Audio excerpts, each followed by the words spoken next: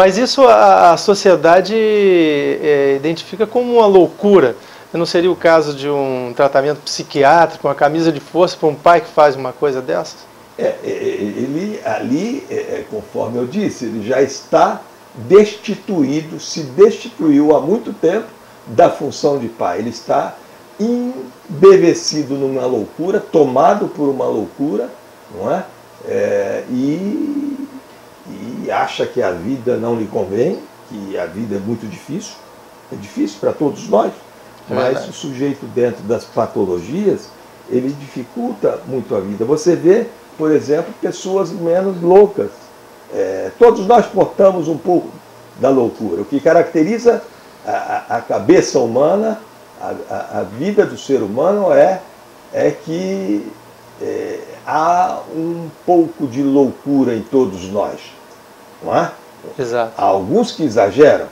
E isso é um ponto interessante da diferença da psiquiatria e da psicanálise. Na psiquiatria, o psiquiatra aprende nos livros, na sua formação, pelo discurso da ciência, não é? E pelo discurso médico, o que é certo e o que é errado, o que é normal e patológico.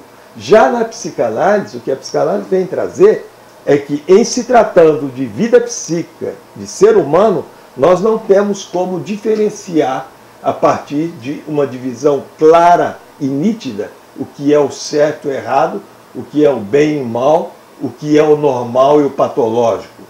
Certo? Nós não temos como diferenciar, porque o ser humano ele carrega, não é, um pouco de loucura, e que alguns utilizam isso bem, numa criatividade, não é, num progresso, e outros vivem se atormentando, não é, com esses pontos sintomáticos que todos nós temos, e vivem criando armadilhas para si mesmo. Veja um ponto interessante que eu venho observando na clínica nos últimos anos. Os empresários, os bons empresários, eles estão descobrindo, não é? Que empresário, o bom empresário tem como ética do seu trabalho no mercado, por exemplo, o capital, o lucro. E psicanálise é uma coisa que você vai para perder. Você, ao falar, está sempre perdendo alguma coisa. Mas o empresário ele está descobrindo que a psicanálise é o melhor negócio para ele.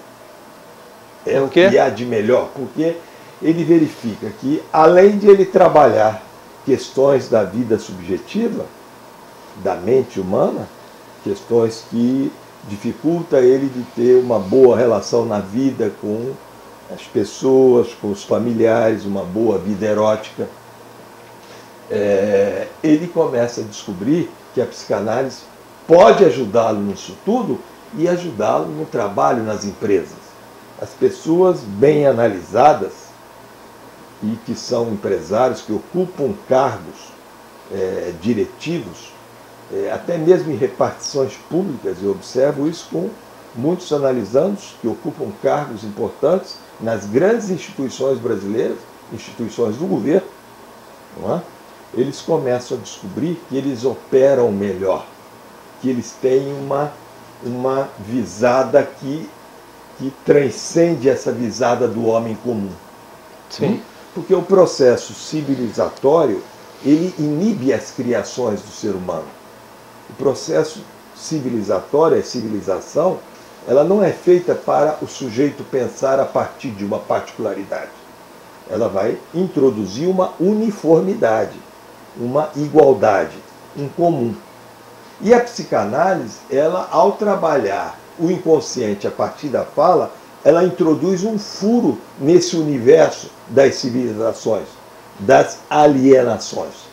Então, o que acontece é que esses sujeitos, eles começam a se beneficiar desse trabalho analítico naquilo que lhe convém, o trabalho com advocacia, o trabalho de um juiz que vai julgar, o trabalho de um político, né, que vai operar a partir de uma determinação de lugares na vida pública, de introduzir uma ética na vida pública, né, de não alimentar grandes esperanças, né, naqueles que votaram nele, quer dizer, nas empresas que eles dirigem.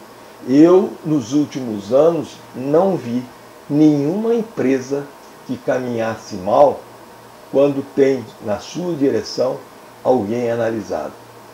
Normalmente as empresas caminham bem.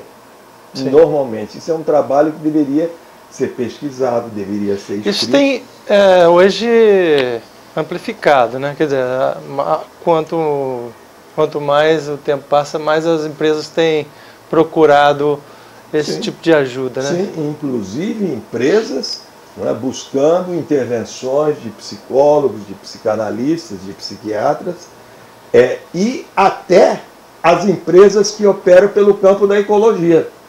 Quer dizer, eu acredito que futuramente as empresas que operam pelo viés da ecologia é que vão buscar muito mais, não é? É verdade. O auxílio da intervenção de um psicanalista. Por quê? Porque o sistema ecológico, ele carrega dentro de si um pensamento. O sistema ecológico, ele pensa, não é?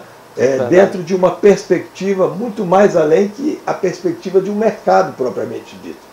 Porque o sistema ecológico, nós poderíamos dizer que ele se estrutura a partir dos resíduos de cada um de nós. Os resíduos que estão ali, que estão colocados, um pouco de cada um de nós.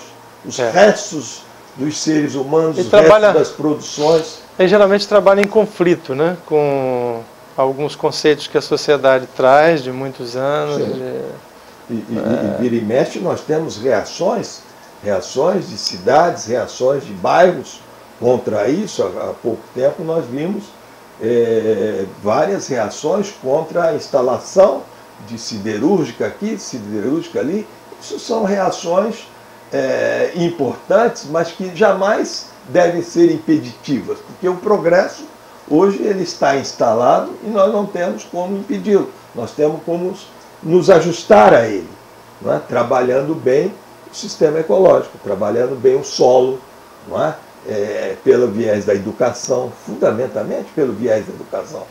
Quer dizer, o investimento na educação, na base, não é? Na infância, no contato com as estruturas institucionais, com a lei veiculada nas escolas, não é? Que tem como base a família, nós temos uma posição mais saudável na evolução, no crescimento da criança, do adolescente, na relação com o meio ambiente, por exemplo, na relação com o respeito. O respeito é uma coisa muito difícil de ser construído e instalado num ser humano. Hoje em dia, com as situações mais atordoantes do dia a dia, dos efeitos de um progresso, que nós temos que saber como lidar com ele. Sociedade de consumo, consome as pessoas também, né? Consome as pessoas se fazem consumir, mas nós temos que cada vez mais procurar verificar o lugar do respeito nisso tudo. O lugar do respeito, que é um lugar fundamental, porque essa sociedade de consumo também é magistral. Ao mesmo tempo, ela apresenta uma magistralidade, uma inovação surpreendente. E resta saber de que maneira nós vamos lidar com, a cada dia. Veja que as mudanças são tão fascinantes que eu tenho no consultório grandes vendedores de notebook, sim, lojas que vendem, representantes de notebook, que eles já um notebook não dorme mais numa loja de um dia para o outro, porque no dia seguinte já está defasado, né?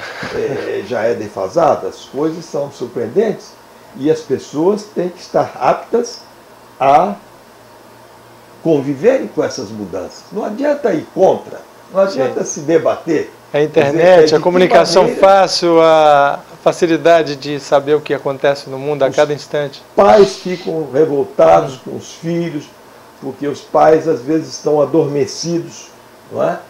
Naquilo que eles aprenderam, foram educados, e os filhos estão abertos às mudanças, às inovações. Bem, nós temos que ir para o intervalo, já passamos do tempo, e voltamos já falando sobre o livro Amor de Mãe.